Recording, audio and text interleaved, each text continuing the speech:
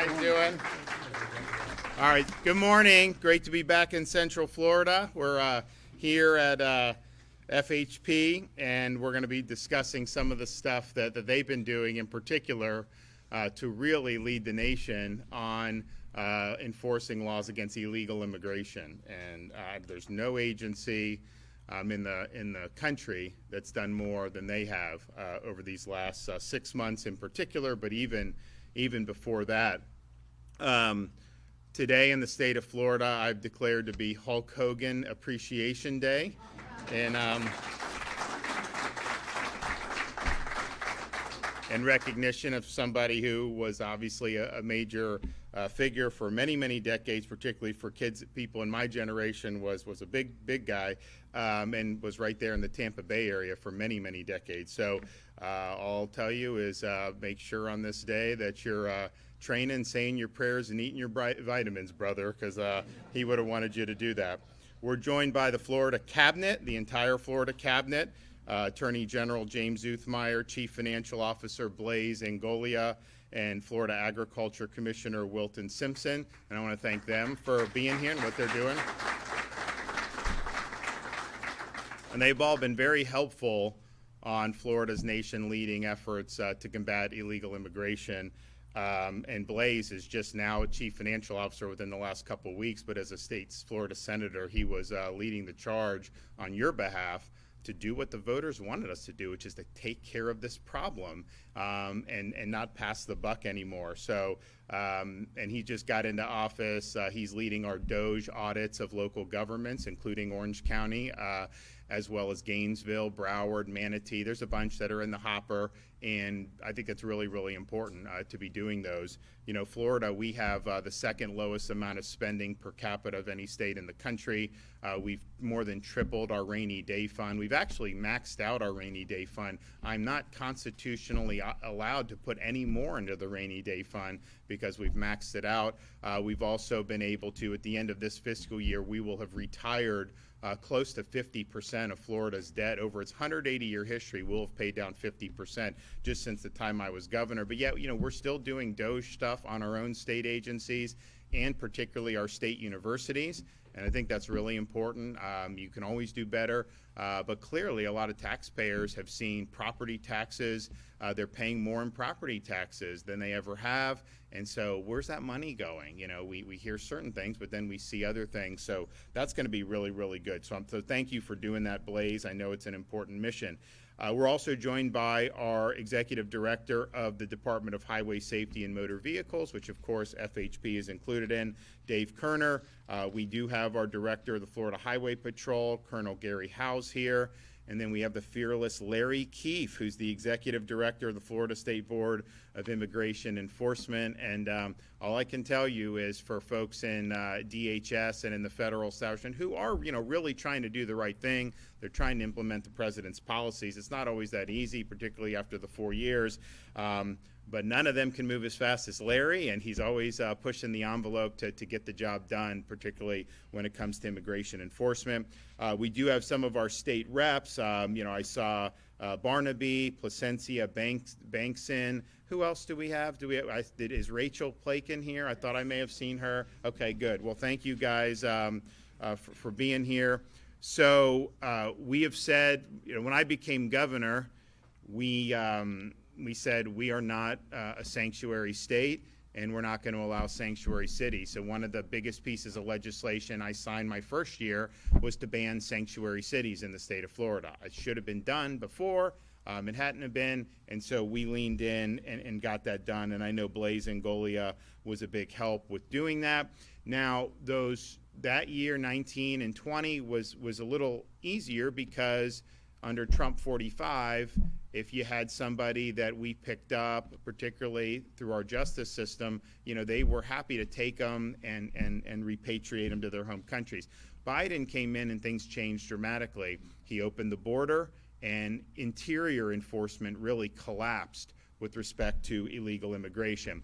So we saw what was happening at the border, and, you know, people act like, oh, just let those border communities just deal with it. It doesn't affect anyone else. That is the furthest thing from the truth. That open southern border affected the entire country, and I think everybody saw that. in pretty short order. So we were the first state to launch in to help Texas back in 2021 with what was happening at the southern border. And so our Operation Lone Star deployed more than 1,000 guardsmen, national and state, as well as state law enforcement, including Florida Highway Patrol, to Texas to help stop what was happening at the southern border. You know, it's interesting. You had those communities flooded, but then people going everywhere. And our guys would apprehend when they're coming in. They say, you know, where are you looking to go? And a lot of them were looking to go to Florida. You know, because you remember, I mean, everyone wanted to be in Florida. I mean, you didn't want to be in San Francisco then. I was locked down for COVID. You had homeless, all this stuff. So people were naturally doing, including those folks coming across the border. And so we obviously knew that'd be it's a huge issue for our state. So we have to do it. And, you know, you had a lot in the media that were like, you're not a border state. You know, why do you care? Well, no, we do care because it's a national problem. And even if it didn't directly affect Florida, even if none of the illegals wanted to come to Florida, we, as the third largest state in the country, we support the sovereignty of this country. We support having enforceable borders. That's a good thing to have as an American. So we were happy to be involved in that. And isn't it interesting? Yet a lot of the people, they didn't care about you know, what was happening at the border. You know, what happened when we sent 50 to Martha's Vineyard? All of a sudden, it was like panic time to have 50. And they called out the National Guard, and they redeployed them. They got them off that island very quickly. And that's what happened. So, and then you started seeing busing to New York City and Chicago and this, and they didn't like that very much. So obviously this was going to have an impact across the country, and we stepped up, and the FHP was a big part of that. We also launched Operation Vigilant Sentry because we saw that, particularly with instability in like Haiti and some of these places, people want to get on these boats and they want to show up on the shores of Florida. And under Biden, once they got to the shore, he didn't do anything really to them. So that really handicapped us. And so we said, you know what? The Coast Guard's out there. Honestly, the Coast Guard does work hard at this.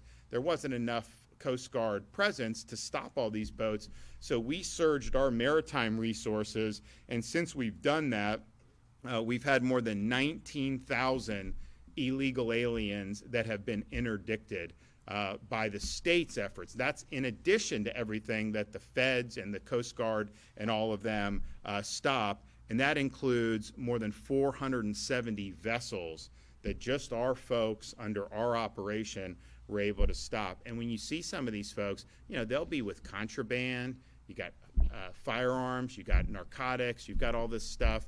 Why would we want, you know, a band of 15 Haitians armed showing up on the shores of Florida? Obviously, I don't think that that's a good thing. Incidentally, you know, I had a tussle with the Speaker of the House and some of the legislators earlier this year on immigration, because I said President Trump's coming into office, we need to be full throttle in support, and we need to get this done with the deportations. They actually passed a bill that I vetoed that would have terminated Operation Vigilant Sentry. And so those illegals on those boats would have been able to pour in to this country. And, you know, Blaze was one of the ones that was standing with you on that. But I vetoed that legislation. And the legislation we eventually got in was able to supplement what we were already doing, which I think is really, really significant. But just keep in mind, all this was done under a state of emergency for immigration, similar to what President Trump has done federally. And if you terminate that and you take the power away from the governor to be able to do any immigration enforcement, you have no maritime interdictions. Obviously, the southern border, that's not an issue anymore because that's been taken care of, I think, very well. But all the stuff we're doing interior, above and beyond what we would do just in the normal course of law enforcement, requires that authority. We did do the transport program. Obviously, a lot of people remember Martha's Vineyard, and that really helped open the eyes of, I think, a lot of people around the country that this is a major problem. But, you know, there was New York City, Chicago, California. There was a lot of stuff going on, and those are sanctuary jurisdictions. And so they say they're sanctuary jurisdictions, but then they don't like when folks are being funneled there. And so it's interesting how that works out. We've also done a lot of strong legislation. We have enacted, finally, E-Verify legislation for legal workforce. We also made sure that there would be no IDs issued to illegal aliens in the state of Florida. Now, we don't do driver's licenses for illegals. We would never do that. But local governments wanted to issue IDs, not drivers, but IDs. Even nonprofits wanted to do it, and we said, no, we're not going to do that. And we don't recognize IDs issued by sanctuary states like California. So if you're illegally here, they issue you an ID. You come here, we won't do it. And that's the thing. If you don't want illegal immigration, then you can't provide any type of benefits to illegal immigration. That's one of the reasons we worked hard to get rid of in-state tuition at our colleges for illegals. That was instituted before I became governor. That's an incentive for people to want to be in the country illegally. ID cards and benefits are incentives. So we've worked really hard to police that, and I think we've done that better than any other state in the country. Now, that's all great, all the stuff that we did leading up. But when the Trump administration was getting ready to take office, we knew we had an opportunity to be huge partners in the efforts of actually seeing our laws enforced, actually restoring the country's sovereignty. And that, yes, that involves the southern border, and fortunately they're able to handle that at the federal level without needing the support of states like Florida. But then what about the interior of the country and all the things that's happened over these many years with millions and millions plowing in? Even people that come in on like a visa and stay, there's huge problems that come with all this stuff. So what tools do we have? Well, there's a program, a federal program called 287G, and Biden basically mothballed it when he was in for 4 years. But what it does is it allows ICE to delegate to state and local law enforcement the authority to perform specified immigration functions under the agency's direction and oversight. And so people will say you have federal, the immigration's federal, and that's true. But shouldn't states be able to supplement that?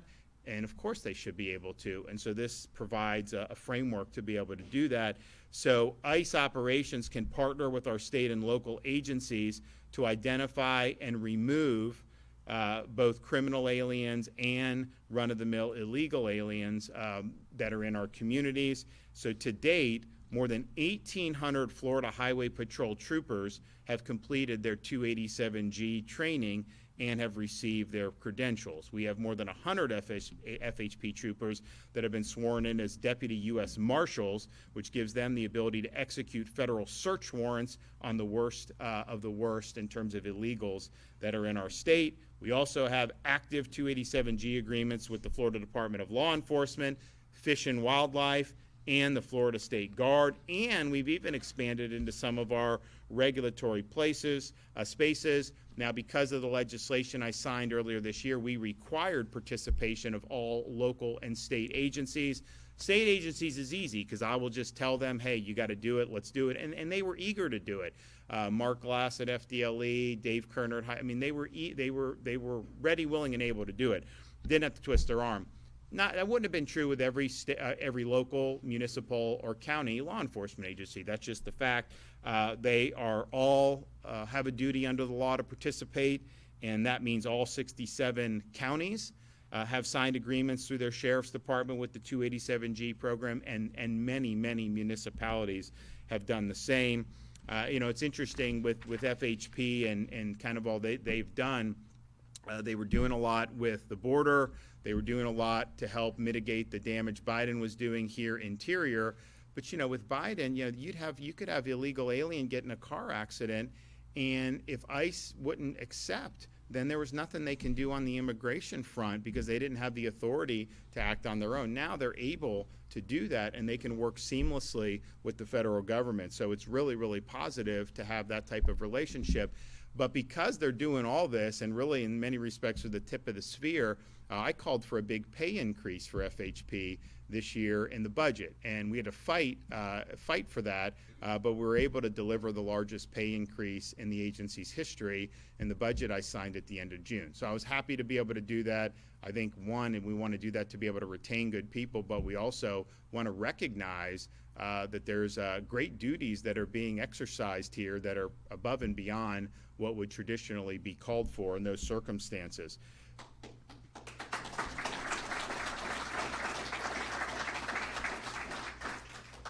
as we're working with the feds, and Larry Keefe's working with them as kind of our liaison, we're like, okay, what do you need, this, that, and the other thing. And everything we were doing was great, but we were able to apprehend illegal aliens faster than the federal government could detain, process, and deport them.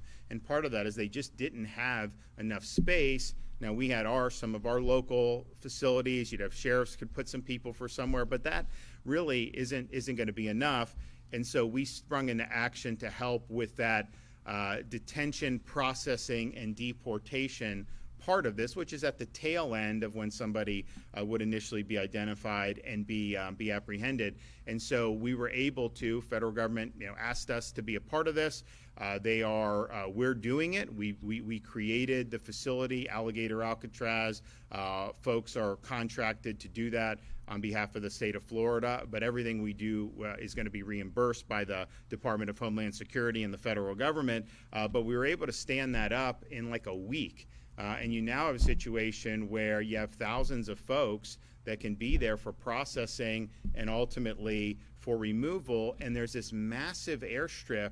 I don't know, it was built many decades ago, but massive airstrip. They've built, all this stuff. It's all temporary, but they've built it. So you literally could have people, you drive them 2,000 feet, they get on a plane, and then they're gone. So thus far, we've had over 600 that have been deported from Alligator Alcatraz by ICE, and that cadence is starting to rapidly increase. And that's what I've told people. It's like, our interest is to facilitate the removal of illegal aliens. It's not to just, what New York was doing, they were just putting them up in these luxury hotels at your expense. Like, I have no desire to do that. Our detention and processing is all leading into the removal. And so that cadence is important. The more that's there, the more we'll be able to send, or DHS can send. And I've said we're even willing to expand that footprint if we need it, to Camp Blanding in Northeast Florida, and maybe even some others. But that's ramping up. I think it's doing good, but we want to see even more into the future. So the need, as I said, was simply because FHP is out there and they're able to interact and they're able to apprehend very quickly and very efficiently. You think about the roadways that are out there. We want safe roadways. We want safe streets. The reality is some of these people that are coming here illegally, they are not trained to drive the way we would do to get a license. They're not licensed drivers in the state of Florida, and you do see a lot of really tragic situations. And we have a state rep in the Florida House of Representatives, Cayenne Michael, Northeast Florida.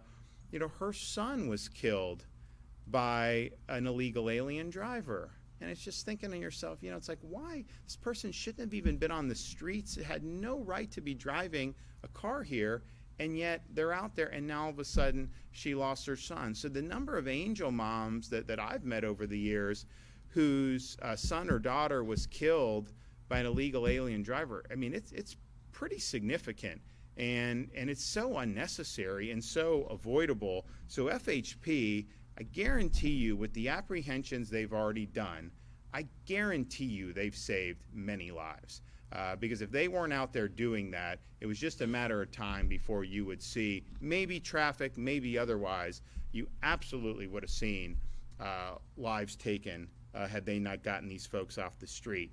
So far, FHP alone has apprehended, just since we started doing the 287G, they've apprehended almost 3,000 illegal aliens that were then later taken for immigration processing by the Department of Homeland Security. Over 500 of them already had an existing criminal record. They're actually convicted of things. It's like, why are you in the country when you've already been convicted of something, when you never had a right to be here in the first place? Our state troopers have stopped vehicles with illegal aliens that were possessing weapons, fentanyl, as well as large sums of cash, which, having large sums of cash in and of itself, you know, a crime, and good on you if you're able to do that. But when I see it with fentanyl and I see it with narcotics, I think, okay, I know where that money's coming from, right? I mean, it's not like you're just out there working as an accountant 9 to 5. So they've uncovered human smuggling operations that are working deep within our state. Just in the past month, FHP has arrested a member of Tren de Aragua gang, which is a Venezuelan gang designated as a foreign terrorist group right here in Orange County, who had an extensive criminal history and an existing warrant. Up in North Florida in Wakulla County, FHP arrested an illegal alien who is a member of MS-13 gang. In Broward County, they arrested an illegal who's a member of the 18th Street gang from Guatemala, who had 2 prior removals from the United States. I mean, what are we even doing, letting people come in multiple times like that? In Osceola County, they arrested an illegal alien who struck and killed a pedestrian and then fled the scene.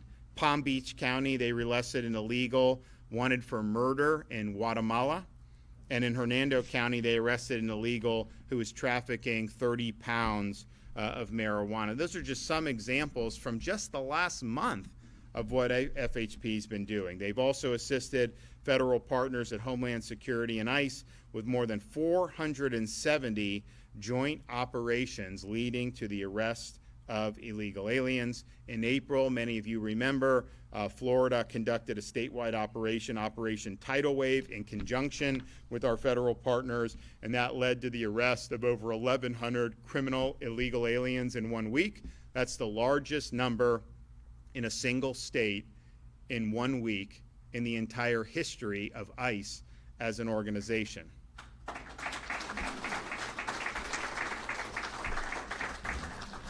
And of those, almost 2/3 had existing criminal records. Now, to further combat the threat of illegal immigration, Florida Highway Patrol is establishing a new immigration unit, the Immigration Enforcement Section within the Bureau of Criminal Investigations and Intelligence, to specialize in immigration enforcement. This team of mission-dedicated troopers will work in close contact with local, state, and federal law enforcement partners to identify, locate, and apprehend criminal aliens across the state. We're proud of the great work that FHP is doing. I want to thank Director Dave Kerner for leading the charge. There's no other state in the country that can match our efforts. In fact, there's no other state that is even in the ballpark of our efforts. And you remember when the president came down to South Florida to tour the alligator facility, he said, and his key people like Stephen Miller said, we need other states to be doing this. You're eligible to have it reimbursed by the federal government, so it isn't like it's going to be a cost on your budget ultimately. It's just the front. And I haven't seen anything else being stood up anywhere around the country. I haven't seen the type of numbers where our folks are intricately involved. And then, of course, the maritime has gotten better because the Coast Guard has more resources dedicated to policing this since President Trump took office, but we're still helping there. Our footprint isn't as big as it was under Biden because, quite frankly, the threats aren't as great as they were under Biden. But we're still engaged in that, and we're still making arrests with that. So this has been, I don't think you've seen any state in the country work more closely with these federal agencies to fulfill a very key mission, a mandate from the American people after the 2024 election to get this job done. So we're showing that it can be done. There's a lot more that's going to happen. I mean, I know that they're going to really do more to stand up the agency a lot better than it had been under Biden. I know they're going to provide more resources for their ability to hold and process and deport folks, and hopefully without even needing it. And people will ask me like, well, you know, why are you involved in this? I'm involved in it because we have to be involved in it. I'm involved in it because if we're not involved in it, it's not going to get done right now. Maybe we'll reach a point as ICE continues to build up where they're going to be able to handle, where all we'll have to do is just let them know, hey, you know, we got a guy, they take him, and then we're not involved anymore, that we don't have to have any type of processing or detention that the state's involved with. I'd be happy with that if that were the case, but that's not where we're at now. So we can sit on our hands and watch the problems not get solved, or we can be part of the solution and help lead the efforts among the states to get the job done. We would not be able to do that without the great work of FHP. I'm glad that we were able to deliver a pay increase. Honestly, it wasn't as much as they deserved, and it wasn't as much as I asked for. So I know we're going to have budget season again next year, and just you can write this down. I am going to be seeking additional pay increase for Florida Highway Patrol. So God bless their efforts, and thanks everybody. Okay, Attorney General.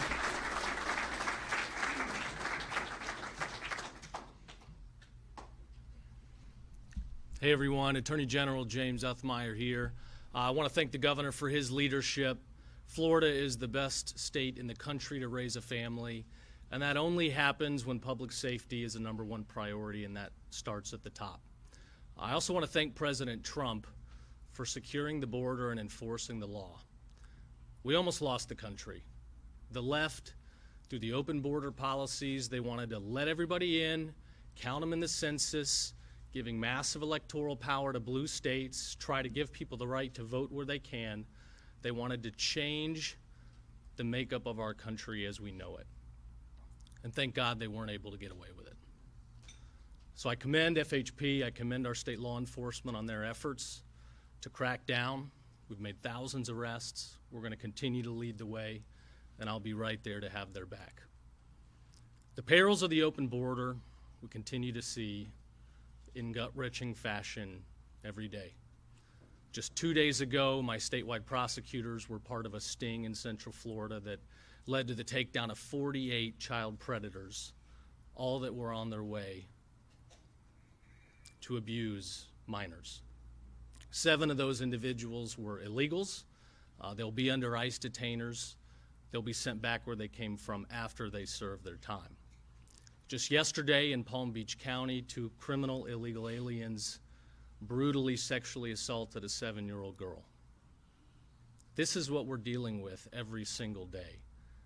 These are the very real perils of the open border policies. So while the Democrat officials want to sit there outside Alligator Alcatraz and cry because people have to brush their teeth in the same room as a toilet, which is a bathroom, people, real American families, are suffering every single day. And if you're an undocumented person who's not one of those malicious people, you have the opportunity to self-deport, where you can come back in legally through the right channels. But if you don't want to take advantage of that, we're going to detain, we're going to deport, and we're going to deliver for the American people.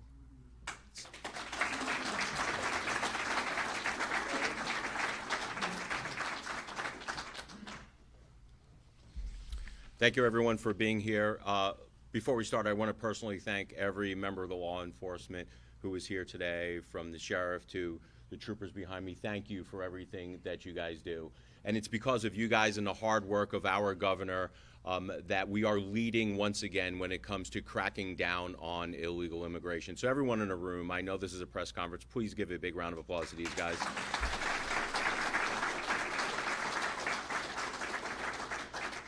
Want to personally thank this governor for leading on this issue when at some point it wasn't popular, but this governor does not back away from any fight, and neither does our president, Donald Trump. I want to thank him for closing the border because, quite frankly, there have been way too many Democrats and Republicans over the years that have not taken the responsibility that they should have to make sure that we crack down on illegal immigration and then fix the broken legal system. We are finally getting to the point where we are being serious and we are creating deterrence so people do not come over our southern border bringing crime, bringing drugs, effectuating human trafficking. That crap has got to stop, and I thank you all for being part of that.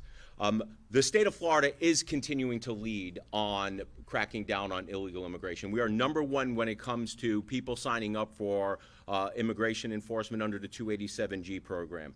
We were one of the first ones to start putting new laws on the books, quite frankly, while the old federal laws were not being followed by the Biden administration. Because let's not forget, the reason why the states had to get involved was because the federal government under the Biden administration adopted a de facto open borders policy that created this whole environment that we're in right now.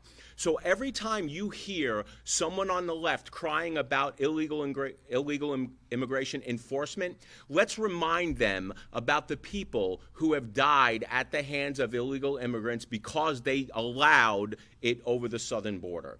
And to the Democrats who are crying about illegal Alcatraz and the cost, we have always said, Republicans have always said that there is a cost to illegal immigration. There is a human cost, and then there is an actual financial cost. So I don't want to hear anyone talk about the money that we're putting up for Alligator Alcatraz in order to actually deport the criminal illegal aliens and those who are pouring over the border, because I didn't hear them say crap about spending $2 billion on hotel rooms in New York City for illegal immigrants.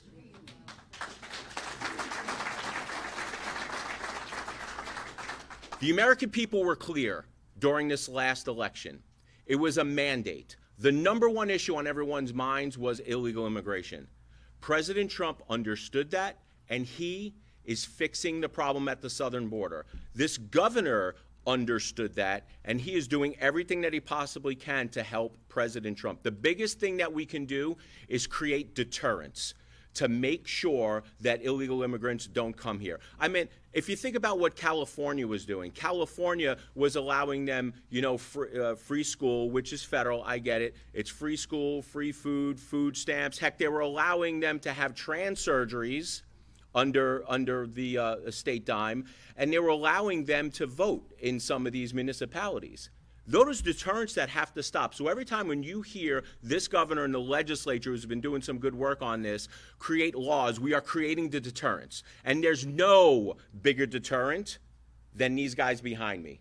That if they know if they're going to be in our communities, ravaging on communities, committing crimes, they're going to wind up back in their home country through Alligator Alcatraz. Guys, I thank you for everything that you do, and it is a pleasure being here today, cracking down on this stuff.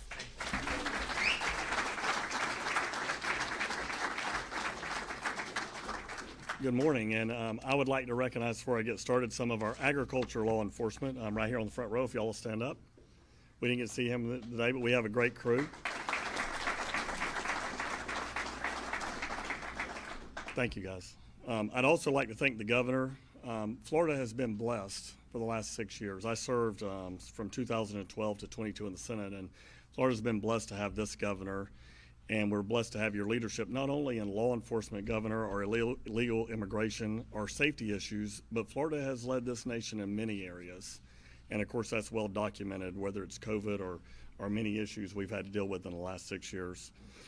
Ag Law is very proud to be a part of the national security team and the Florida security team that protects us. All of our officers at Ag Law are 287G certified. Under leadership of Colonel Adams, we have intercepted illegals, sex offenders, drug traffickers, and recovered over 200 stolen semi-trailers in just the last few years.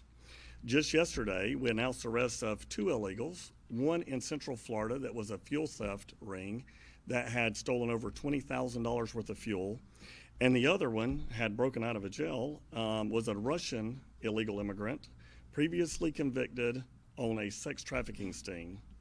So Ag Law has been an amazing force multiplier right alongside our federal, state, and local partners. We've worked with all the sheriffs in this state, and they've done an amazing job. And if you go to their website and look, you'll see every day they are announcing arrests.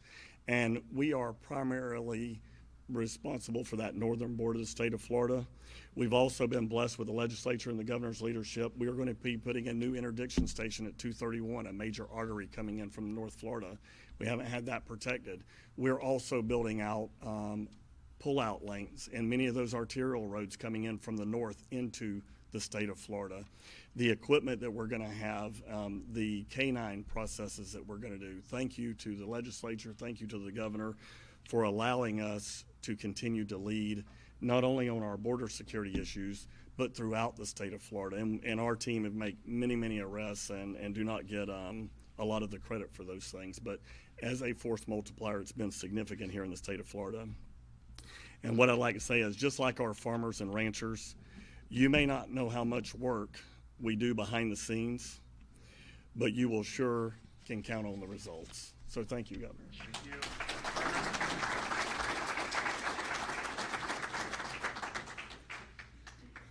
Governor, members of the Cabinet, my name is Dave Kerner. I have the honor and privilege of serving as the Executive Director of the Department of Highway Safety Motor Vehicles. And with that appointment, I work on behalf of the Governor and the Cabinet to manage the operations, the day-to-day operations of the Florida Highway Patrol and other divisions of the department. And it is a huge honor to be standing with these men and women behind me, these state troopers. I know some of them personally. I don't know all 2,000 personally, but I know them to be just outstanding, motivated, incredibly hardworking, diligent law enforcement officers. And for me, it has been a blessing of a lifetime to watch this agency get the full value and the full potential under Governor DeSantis' leadership. And these guys are out here kicking butt, and they're taking names.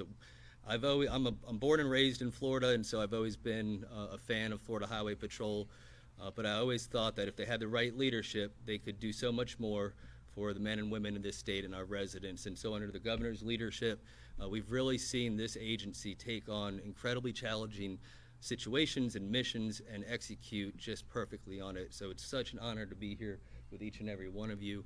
And you have our deepest respects for what you guys do each day, day in and day out. And to our members of the Cabinet, to the Attorney General, these troopers see your leadership. They see the way that you're fighting in the court of law for their rights, for their ability to enforce the law. It does not go unnoticed. Chief Financial Officer Blaze Ngoli, you blazed right in, and you've done a hell of a job. Well, you've been here a couple of weeks, and you already have your law enforcement officers getting with ours and getting ready to get to work, doing incredible things. We're excited to have you here on the state of Florida team, on the executive branch. And to the Commissioner, just like with Florida Highway Patrol, sir, I've seen a transformation in your men and women in uniform since you took over. I mean, it must have been a rough couple of years in the last administration, but we've seen what's happened. It's night and day, and we see it. Colonel Howes and our troopers see you all out there on the interstates doing the Lord's work, and we're thankful for your service, and we know that you're risking your lives, and you're right here on the same team. And so it's incredible to see all of our state law enforcement really just have incredible value to this state. Our immigration enforcement section is going to be, I think, first in the nation. I don't think any other state is doing what the state of Florida is doing. And so this unit will be specifically, even though we have 2,000 troopers already out there doing the Lord's work, this unit will be 24/7, coordinating, deconflicting. We're about to have hundreds, if not thousands, of sheriff's deputies and police department officers coming online. This unit will be responsible for coordinating with the federal government and making sure we're maximizing our utility as law enforcement officers to apprehend and deport illegal immigrants. And before this press conference started, we had a chance to huddle up with the governor, and the governor said, say whatever it is you need to say to the public. He kind of took the chains off, as he's known for doing. And so the first thing I wanted to say, which isn't on the script, is Governor Colonel Howes and I and the Florida Highway Patrol had an opportunity to have an awards banquet for the Florida Highway Patrol, where we recognize all the troopers doing a great job. But there was a representative from the Department of Homeland Security that showed up and wanted to make sure that we honored the Florida Highway Patrol. So what I had the honor of receiving on behalf of the Florida Highway Patrol is the first ever Secretary's Commendation given to the Florida Highway Patrol, issued by the Secretary of Homeland Security. This is representative of many things. It's a beautiful certificate, but it's so much more than that. And I want to talk about something that's going down right now in Palm Beach County, and I want to address it head on because the public deserves to know, and quite frankly, candor and being transparent is an important part of leading a law enforcement agency. What this certificate represents is first in the nation 287G, first in the nation to arrest under 287G, almost 3,000 arrests, and the Department of Homeland Security is recognizing them. But each one of those arrests is a story. And right now there was an arrest that happened in Palm Beach County a couple months ago, rather, and the press has run with it from a false narrative, and they're trying to change the history. So I want to address it head on, and I want to talk about a larger issue just very briefly. So these are the facts. This is what happened. A traffic stop happened by the Florida Highway Patrol. They had reasonable suspicion that there were undocumented immigrants in the vehicle. We called for Border Patrol's assistance, as we always do. We always work with our federal partners. It was determined that 2 of the occupants were here unlawfully. Border Patrol directed us to take them into custody. What happens thereafter is that a U.S. citizen starts to interfere and obstruct the investigation by slamming the door shut and locking the doors so that the troopers and the Border Patrol cannot access these undocumented aliens and bring them into custody. Of course, the troopers did exactly what they're supposed to do. They arrested that U.S. citizen for obstruction of justice under 843.02 Florida state statutes. Time goes on. In fact, the resistance was so severe, by the way, that the Border Patrol had to use a taser on one of the subjects. Time goes on. The suspect that we arrested, who's a U.S. citizen, went through the court system as he should. He pled to the misdemeanor charge of resisting. He agreed to anger management, for one, and community service, and pled out on the misdemeanor charge. And what has transpired since then, I guess because the media has made a debacle of this, saying that it was a miscarriage of justice, is that the prosecutor in Palm Beach County unilaterally, after this plea was done, okay, this plea is signed by the state attorney, it's signed by the defendant, it's signed by the attorney for the defendant, and when I say it's signed by the state attorney, it's the assistant state attorney, the prosecutor, and they all agreed this is what happened and this is what the punishment should be. And I'm speaking as a former prosecutor. This is what due process looks like, and a defendant doesn't plead to a criminal charge unless they're aware that they've done it and they should pay the price. So what happens is the press comes out and calls it a miscarriage of justice, and unilaterally, now several months later after this arrest, the prosecutor in Palm Beach County goes and tears this agreement up and dismisses the charges and says he doesn't have to be held accountable. That is a miscarriage of justice.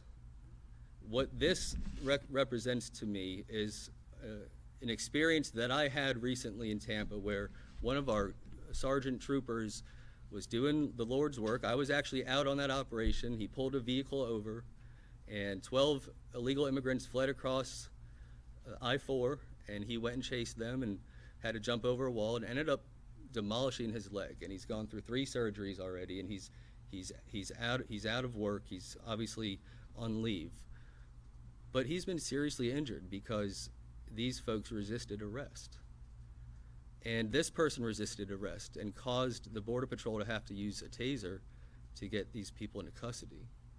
And the law applies equally whether you're here legally, whether you're a U.S. citizen, or whether you're here illegally. And for a prosecutor, which my only assumption, the only inference that I can draw that they canceled this, that they dropped this charge after a plea, which I've never heard of happening, is because it involved illegal immigration. And I hear politicians say just the craziest things about what happened and how we can do better as a country. No, the prosecutor can do better. The prosecutor cannot encourage people resisting arrest. These men and women have a right to conduct their investigations in a peaceful environment. And when people obstruct or interfere with that process, it's not just the state troopers and our ag officers and deputy sheriffs that get hurt. Other people get hurt too. And so this is a miscarriage of justice, and I'm delighted to be able to talk about this in front of the governor and our attorney general and our cabinet. And this is happening simultaneously, by the way.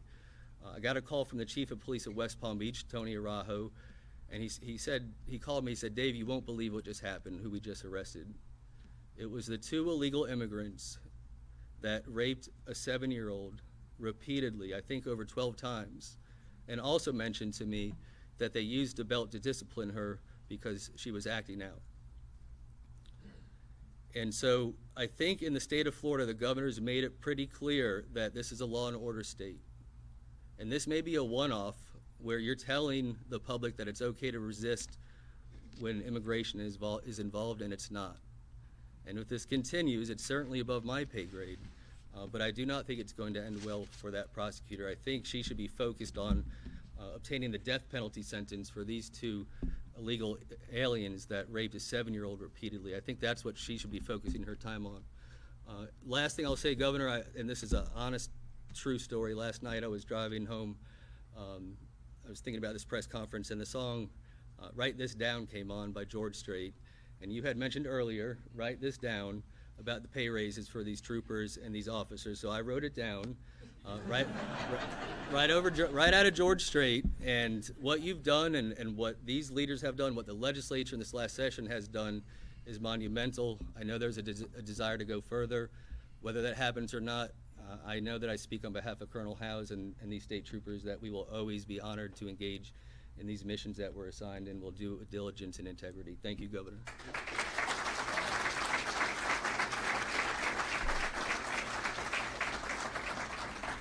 So, I did say write this down on the pay increases, and we did deliver. We'll do more next year.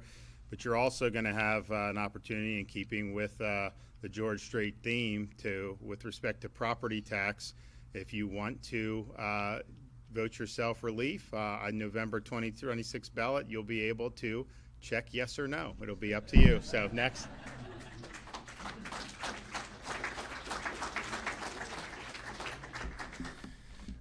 Thank you, Governor DeSantis. Also our Cabinet, Attorney General James Uthmeyer, Blazing Gully, our CFO, and Commissioner Simpson.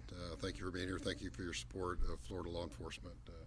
It's unprecedented, I think, in the country. It's why Florida is considered the most law enforcement friendly state. But specifically, Governor DeSantis, thank you for your unwavering support of your Florida Highway Patrol troopers. Thank you. Florida Highway Patrol has remained steadfast in answering the call for the many pressing challenges of illegal immigration. While the governor and others have highlighted many accomplishments Florida has achieved while working as a coordinated team, I want to take a few minutes to give you the perspective of a trooper. The men and women that are truly on the front lines every day engaging illegal immigration on our roadways. Every day, every shift, 24/7.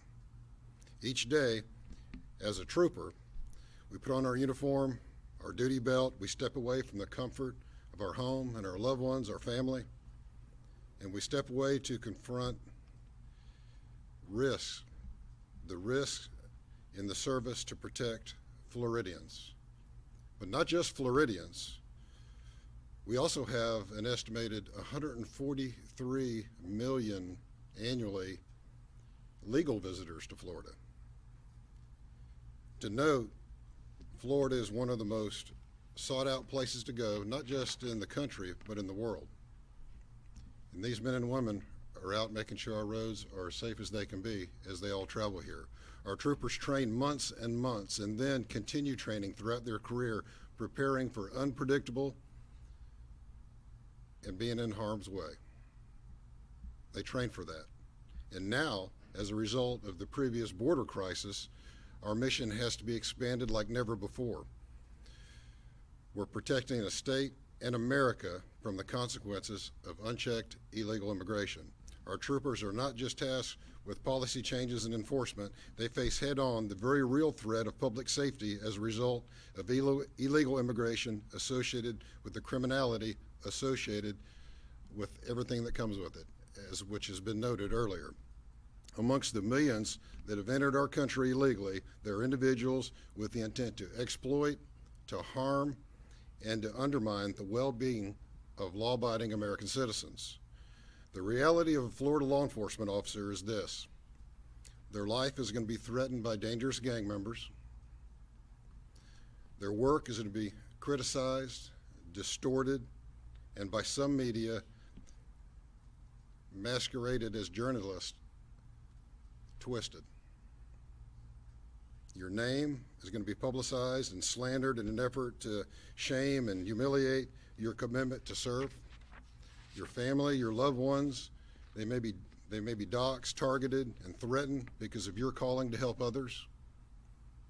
We've had to adopt and be proficient with new systems, new reporting requirements, and new operational expectations. Yet, our public safety mission remains. We embrace the reality that the majority of American citizens, and especially Floridians, they count on us to fulfill our duty.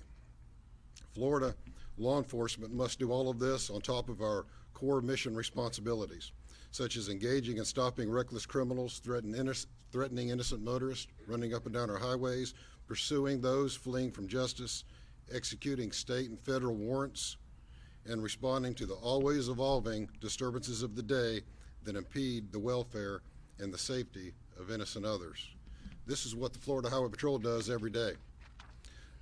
Not only have we answered the call for our expanding immigration enforcement responsibilities, we will never turn a blind eye to criminals or illegal behavior. And we will continue to meet the public expectation to provide professional and efficient law enforcement services. We're proud of and we're thankful for the trust put into us by our federal law enforcement partners, and remain fully committed to protect them and their families from doxing and criminal harassment. They're more than just partners to us, they're part of us. Florida is a law and order state, and we will not tolerate lawlessness. We will not stand back from our duty. I'd like to provide a message to our troopers here, our troopers that may be listening, and really law enforcement in general. Thank you. Thank you for your selfless service to our state and our nation. You are Florida's finest, and I'm proud to serve as a trooper alongside you. Know that your elected leadership here today, they have your back. They have your back as you carry out your most important mission of our time. So thank you for what you do, and please be safe. Thank you.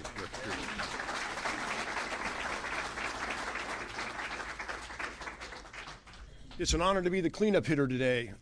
Governor, very quickly, I'm going to direct my attention over here a lot to Director Kerner and to Colonel Howes of the Florida Highway Patrol, because today is largely about recognition of their organization and their role in this mission, the mass deportation mission, the largest deportation in history. And the governor recounted, because in a minute I'm going to talk a little bit about back in the Biden administration, some stories that are emblematic of what this organization and its leadership are about. When President Trump came into office and he declared a national emergency, which a lot of people often forget that we are in an emergency. You declared one in January of 2023 when we had the maritime invasion. But it's not ordinary time. It's not regular order. President Trump comes into office, declares a national emergency, orders the borders secured to restore our national sovereignty in 7 weeks, done, effectively done in 7 weeks. And then he says engage in the largest mass deportation that's ever occurred in history. And he knew at the time that he did that, that the federal capabilities, the resources, the material, all the stuff you need to do stuff on a grand scale, they didn't have it. They had to rely on the states. They had to rely on local law enforcement. They had to rely on these force multipliers to make this thing happen. And in a second, I'm going to talk a little bit about what we're doing where now and your critical role in that process. But let me take you back in time to the Biden administration, where I spent a good amount of time at the border at the direction of the governor, assessing the situation and figuring out what we could do, because we were basically kind of fighting a battle or a war against our own country. Our own country had given up on its sovereignty and opened the borders, and there was no law and order, and all of the badness that accompanies that, drugs, human trafficking, sex trafficking, all that bundle of badness was coming in, and the leadership in this state, that many of whom are sitting right here in front of us, we're going to do whatever we could. We weren't going to say, that's the immigration. It's a federal thing. We're going to just take care of business in our state of Florida. We did everything we could. Spent a lot of time out there in the border. The governor sent and arranged to send the Florida National Guard, other state law enforcement agencies to help Texas, to help the border states secure the border, to repel the invasion. So while we're out there, everybody's kind of facing externally or outward. These highway patrol guys are very interested in forming relationships with law and order sheriffs, particularly in these sanctuary states along the southwest border. And they start moving in a few counties talking to these sheriffs that are islands, that are alone, these law and order sheriffs that want to protect the people in their county from this immigration invasion. So in addition to being on the border with the highway patrol looking outward, these guys are trying to find a way to help with the problem with the law and order sheriffs inside the country. So they did. They had already developed with the Florida Highway Patrol interdiction methods and techniques here in Florida, because even though they knew when they would catch them and they would call ICE, although ICE badly wanted to arrest them, they had been ordered by the Biden administration to let them go. But they developed the skills, they developed the techniques, they developed the strategies to do that. And then they brought these sheriffs in these blue states, in these sanctuary states, these on their own little islands to Florida to train them to bring them here. The Florida Sheriff's Association hosted them at their annual convention. And we brought in, and there was national leadership demonstrated where there was none nationally. And Governor DeSantis and you all stepped up and took care of business. And that is where I first had got my eyes on these guys. They have the right mindset. They have the right culture. They don't sit around in offices. They make things happen. Biden administration ends. President Trump comes in. We pick up the story where I was before.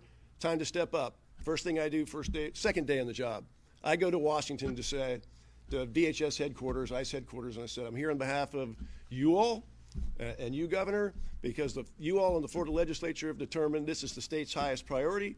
We are lockstep with President Trump. You can't do it without us, and we're going to be your best state. And we've got some guys who I took with me up there on my first visit and said, these are the guys that are going to do it. They know how to do it, and they're the ones that know their state like the back of their hand. Every road, every nook, every cranny. They're not limited to county jurisdictions like a sheriff is. They are statewide. They go anywhere. They have complete authority, and they have the right mindset. So we came back. We went to work. You all were the first in the country to have the 287G. Your director has badge number 1. He has badge number 1, and his folks for the last 6 months have been on the roads of Florida. They know how to do it. They have the methods. They have the strategies. They have the techniques. They have the tactics. And there's 1,800 or so of them that have been doing this for 6 months.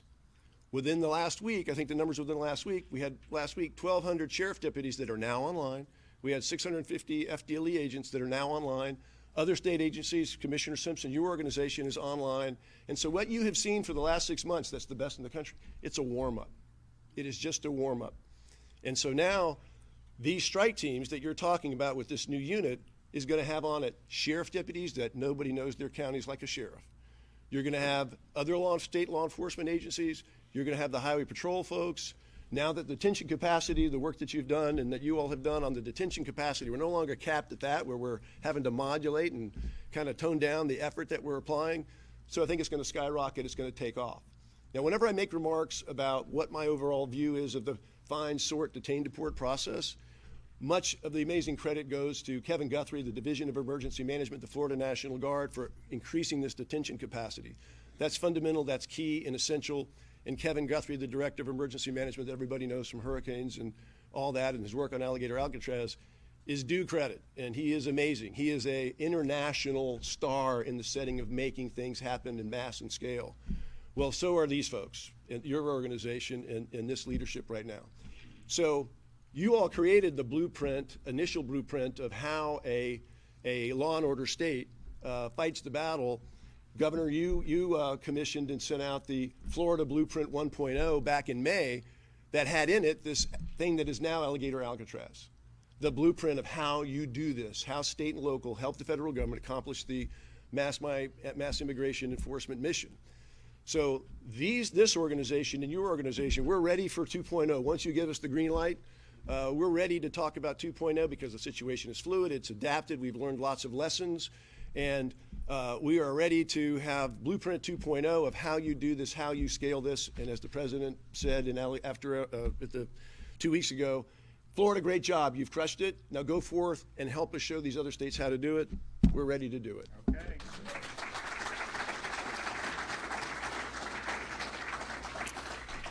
Well, thanks again for everybody that's been involved. I mean, I know we got a lot more work to do, but if you compare Florida to other states in terms of who's taken this really seriously, and not just with rhetoric, but with action, we're second to none. You know, as usual on a lot of the stuff, we're happy to step up and get things done. So we've done a lot. These guys behind me have done a lot. FHP's done a lot, but there is a lot more to do. I'd also just remind people that today is the start of our back to school sales tax free month of August now. So every August in Florida, we made it permanent. You'll have the entire month of August to stock up on those school supplies. And incidentally, yesterday we were, I was home in the afternoon after come back from the office, and my wife's like, yeah, I'm gonna go do school shopping. The kids are gonna probably want me to come. I'm like, no, you're not. She's like, what? I'm like, you can't shop for school on July 31st when we have the August 1st. Oh, you're right. And so she's gonna be, we're gonna be doing that in the next few days. But we're at the point in the summer. So our kids get out Memorial Day. I know a lot of schools do. Some go a little later. And it's like, okay, school year done, have a little fun. And then they do activities in the summer, different types of camps, whatever. Well, now we're kind of at the point where mom and dad are like, when does school start again? Can we get that going? So that's coming up in a couple weeks, and we're going to be happy that will happen. There's other things that you may miss a little bit over the summer, but after the first month, fine. After the second month, it's like, all right, we've got to get going back into the routine here. So we're both of us are cautiously looking forward to the beginning of the school year. And then just, they mentioned Kevin Guthrie. I would just, remind people, we are in hurricane season. If you look like at the Atlantic now, there's not much going on. A lot of people are saying, because, the media says every time it's going to be the worst ever, right? And so a lot of people, they hate when that stuff happens because, the media said 30 years ago Florida would be completely underwater by now, right, because of global warming. I mean, so you see this stuff. So I think there's a natural reaction because people are, if they see someone trying to scare them, they're just going to say, so like people are now looking, it's been uneventful, whatever. But we're just now getting into where you would have more rapid a chance of this happening as you get into mid-August. So it looks pretty clear for the immediate future, but as you start to get into mid-August, and then September is always very difficult, and then the beginning of October as well, you can have a quiet hurricane season until it's not. And if you go back to 2022, at this point we're like, it's been quiet. Just keep to yourself. August was quiet in 2022. Then we get into the first week of September, nothing. The second week of September.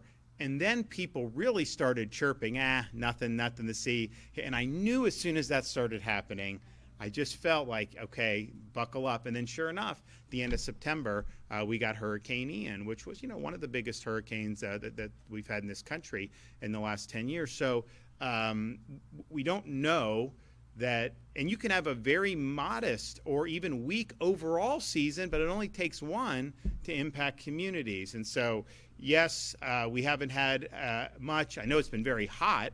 We haven't had much in the way of that activity relative to maybe what some of the predictions were thus far, but we are far from prime time for this. It's kind of like, maybe being in like the third inning. So just continue to do whatever. The back to school holiday is great for August. Disaster supplies are now permanently tax-free. So you can still do that. You've got plenty of time to do that. And hopefully you won't need it. Hopefully you guys won't see people like Kevin Guthrie on your TV a lot throughout the balance of this hurricane season. But we obviously plan and are ready to act if need be. Okay, do we got any questions? Well, I mean, look, we have laws in Florida. I fought very hard. The Attorney General was our chief of staff then, and he was fighting very hard to say that we have to impose a duty, an enforceable duty on states and you didn't need to do it on the state, but we wanted to because I was going to do it anyway. But on the localities to participate with this effort, because if you didn't do it, you would obviously have a lot that wouldn't do it. So that's just the obligations that have been provided under law. And we expect everybody to fulfill their obligations under law, and both the Florida Constitution provides me, but then that legislation also provided supplemental authority so that the governor can ensure enforcement and that those duties are upheld. And I won't hesitate to do it, but I would just tell people, because I get like not everybody wants to see immigration laws enforced. Not everybody wants to see illegal aliens removed. Most do. And when you see that happen and you see, less traffic problems, less stress on healthcare and schools, people really are appreciative when that happens. But I know that's not 100%. But the reality is we had that debate in Florida. I had to fight a couple leaders of my own party in the House to get where we are, but we landed it. And now that's the law, and so just follow it, and I think you're going to find that that's going to be the best way forward for everybody. Would you have suspended him if he had not signed it? If you don't meet your obligations under the law, if you don't fulfill the duties that have been imposed upon you, you absolutely will be suspended. Now, I know the Attorney General wrote him a letter, all this stuff. The reality is I just want to get it right. I just want to land the plane right. And so I'm glad it worked out that way. But this is just something that we're watching. And, you know, Dave Kerner brought up Palm Beach County state attorney and what may have happened on this thing. I just know we watch those things too. Now, I don't just shoot from the hip. I mean, people build a record and that people can present a record to me, and I look to make sure that our duties are there, because we know people are going to sue off this and try to drag it up in court, although we won the suit that we did in Tampa when we had that, and eventually were able to settle that fine. But that's just what happens. So, but on the prosecutors, you have an obligation to uphold the law and enforce the law. And while an individual case, you know, there's judgment calls that can be made, you know, you can't have a policy that has the effect of kneecapping what the people have enacted through the legislature, because that puts the public at risk, and we don't want to see that happen. And I was speaking to the sheriffs the other day. You know, we've seen in like California where you can go in and steal $950, and the threshold is a little higher than that, and they raise this threshold. So you see massive crime wave. You've seen jailbreak legislation in some of these states. Like, none of that is going to work. You know, I've obviously opposed that very strongly in terms of legislative, even though you've had people that have tried to do that in Florida. But you certainly can't do that through the back door. Like, you didn't get the jailbreak legislation passed. You didn't get some of the California-style policies enacted. So you're just going to do it anyways, unilaterally? No, that doesn't work. Governor, can we get your reaction on the ICE recruitment letter for our deputies and police officers that went out? So I haven't seen the letter, but apparently ICE sent out a recruitment letter to, you know, a lot of people that are 287G qualified that are working in local agencies in Florida and even some state agencies, and are dangling like a lot of bonus money and all this other stuff. And I know some sheriffs have had concerns, you know, that's happening. It's like, hey, we've been doing all this stuff to help you guys, and now you're trying to poach our people who are already in the fight. Why not recruit additional people to be supplementing that instead of just kind of displacing? So I know a lot of sheriffs have had concerns about it. I think maybe some police chiefs. So I would just say, stay tuned on kind of them. I mean, that's really something that's going to impact them more than probably us at the state level. And I know that there's some sheriffs that have some strong feelings about it. Governor, I know you encourage and require sheriffs to sign this 287G agreement and to get these deputies trained to have immigration enforcement authority. Now this is happening. What would you say to those law enforcement leaders that trusted you and the state to sign this agreement, and now they're concerned about their deputies being poached? Well, I think that's the conundrum, right? Because we've gone above and beyond as a state. All these sheriff's departments and many police departments have done these agreements. They have folks that have now been certified or in the process still of doing that. And that's been a huge help to ICE, right? Let's just be clear.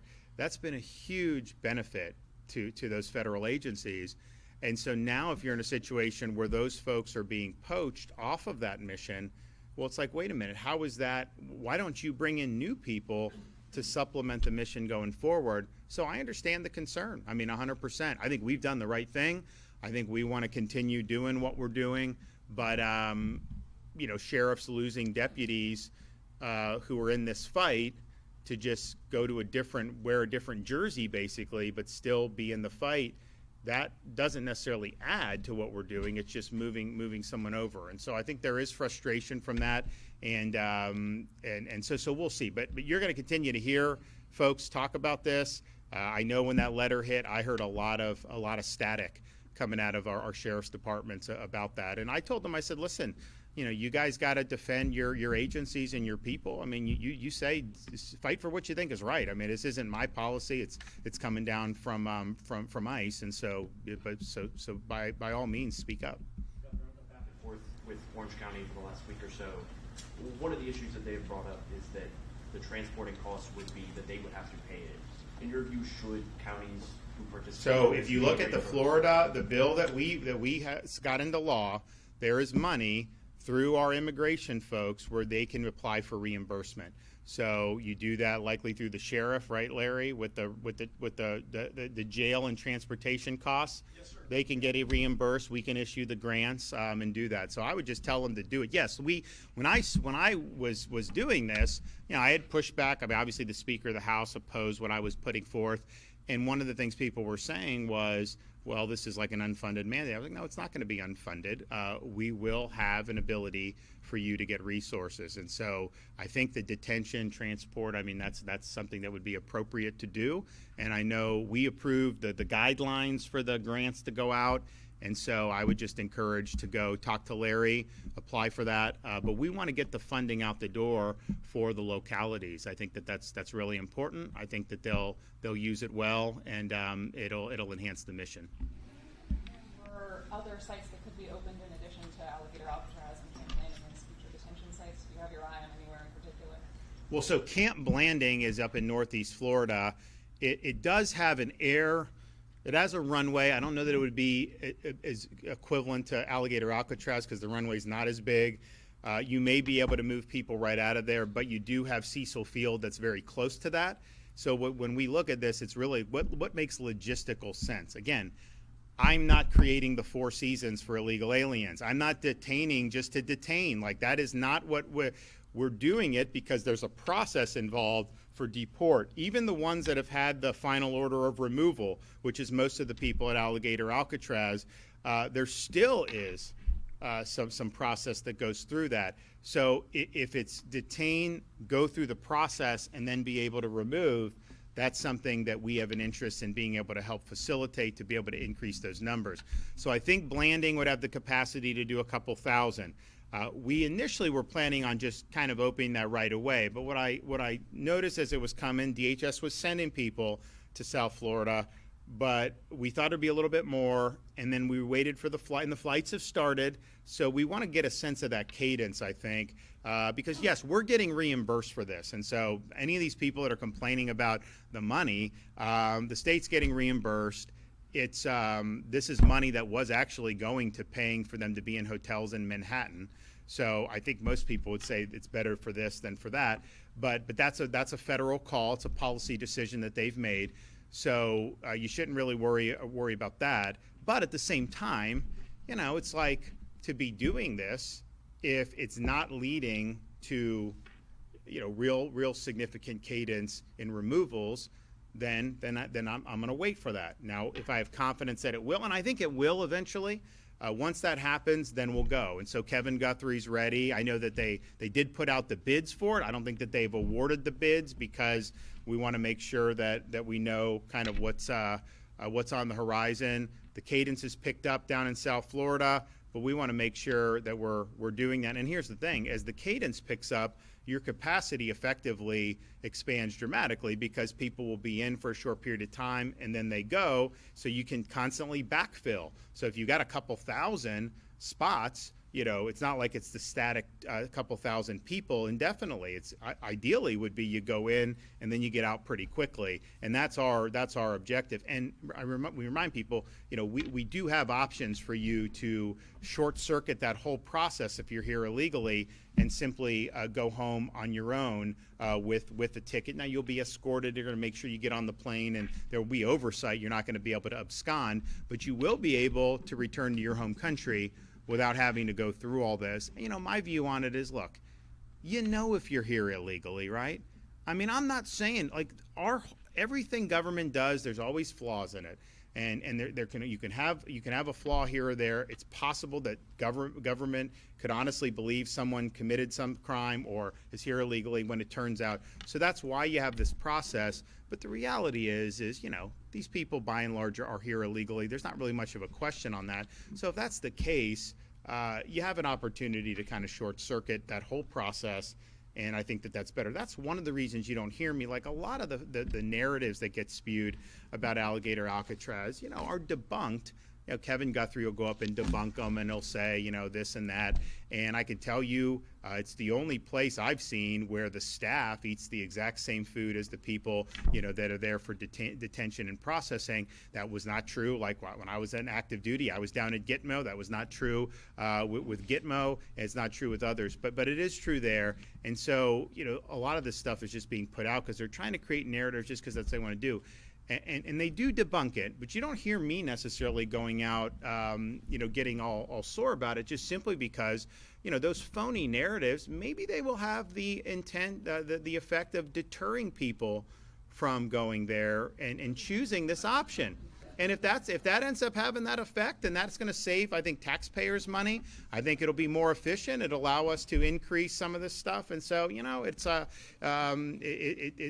it is what it is. But yes, when they're complaining about, the air conditioning being too cold or the subs not being toasted, and I'm just thinking to myself, I mean, what world do we live in that you can go to someone else's country illegally, then demand toasted hoagies? I mean, it just doesn't work that way. I mean, I said last week when out there, one of the most successful franchises, Jimmy John's, they didn't even have toasted until they do have them now. But for a long time, they didn't have any, and they did phenomenal, and they made many hundreds of millions of dollars. I mean, it's a very successful company, and my kids do like that. It's interesting, the one thing that my kids will acknowledge is, their dad doesn't steer them wrong on trying new things. I know kind of what they would like, and so they do like that. But they really do like these cheesesteaks at Jersey Mike's, and so it's that is their thing. And the kids, I can get a big one for all three kids, and they kind of just go on doing it. But I mean, just seriously, those are complaints that are being made. So I think a lot of it is transparently political. They're trying to create narratives. But it's if some people think that oh my gosh, I'd rather not, okay, good, then take the plane ticket and go. I will say this though, I mean, and this is not just true with what we're seeing in Florida with some of the stuff. I think it's true nationwide with some of these Democrats. Now, I know you pretty much need a search warrant to find a Democratic Party in Florida anymore with how poorly they've done. But it's fine. But put that aside. And I know they're not I know they're not exactly lighting the world on fire nationwide either. But, when I see, it's what really motivates you, right? I mean, so people ask me AC, I'm obviously motivated by education, parents' rights, law and order, fighting illegal immigration, fighting the woke, paying down debt, good budgeting, emergency. I mean, there's certain things that I really, really get passionate about. And the things that they are passionate about have nothing to do with Americans. They are very passionate about allowing people that have come to this country illegally to remain indefinitely, and even running interference for criminal aliens. And so we have angel moms in Florida. I mentioned the Rep Michaels. These Democrats have never done anything to show any type of sympathy with the victims of illegal immigration. They devote all their energy and attention to protesting people who are trying to solve the issue of illegal immigration. And I've just noticed that. I don't see them fighting for the citizens.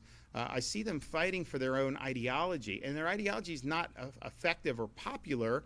And we may get a good glimpse of that if this guy gets elected mayor of New York City. I can tell you that. Not going to end up well if that happens. But man, this is really what they care. They really care about an open border. They really want people to be able to not have consequences for coming into the country illegally. And I just think it's bizarre that is something that they are so unbelievably passionate about. And it really is putting the people of this country last. And that's what they've continued to do in so many different things that they've embraced. Before he signed the updated agreement this morning, the Orange County mayor said earlier this week that he was worried about the safety of Orange County having to have people transport ICE detainees to other facilities, saying that it would make us unsafe. What's your reaction to that? Removing criminal aliens is going to make you more safe. Of course it will. How many times do we want to see examples of illegal aliens released and then they go on to commit additional crimes? Those situations, if you're upset about transporting and you would rather just release, then any crime that happens is on you for doing that. So by getting them in custody, transport to ICE, and then process for removal, you are absolutely saving lives, and you are contributing to public safety. There is just no two ways about it. So releasing people, criminal aliens, does not work. We've seen how that happens in places like Los Angeles. They've released people who had horrible records, who had been deported multiple times. They release them, and then they end up committing some homicide. And it's like, you know, this could have been avoided.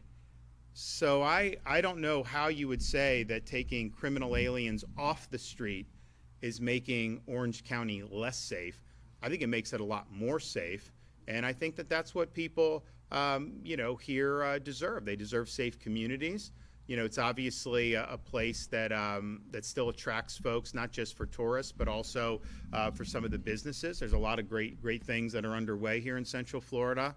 I mean, it seems to me, I mean, I think Epic Universe has been a big hit. I mean, I know I was impressed with what I saw. So, you know, there's a lot of good stuff, but you need public safety. And if you don't have public safety, you know, none of this is going to work. So yes, relieving criminal aliens off the street is good policy. It is required policy in the state of Florida, probably more importantly than that. And we absolutely anticipate everybody that's going to be on the team to be able to ensure the rule of law. And, you know, the thing is people always have opportunities to talk to their reps to try to change different types of legislation if you don't like what the state's doing. Now, you're not going to get anywhere with me, but you can always try that. That's the way the system works. But we've done it the right way. The state's safer as a result. We've got a lot more work to do, I will tell you that. But I really thank everybody who's been part of this. They know that we've got their back. We are going to come back for more pay increases next year. We were happy with what we did, but we know we could have done more. You know, we had to fight. I mean, there was attempts to not only not do the pay increases by Florida Highway Patrol, but even defund some of their body armor and things like that. That was actually proposed by the leadership in the Florida House, and I'm just like, what are we doing here? Like, who told you to do that? No voter elected you to do that. That's just kind of doing it just to try to create dissension within the ranks. And so we were able to get it in a better spot. I'm proud of the success of that, and I know it'll be meaningful for these troopers, but we're not done yet, so stay tuned. Thanks, everybody. Appreciate you guys. Thanks so much. Thank you. Thanks for support.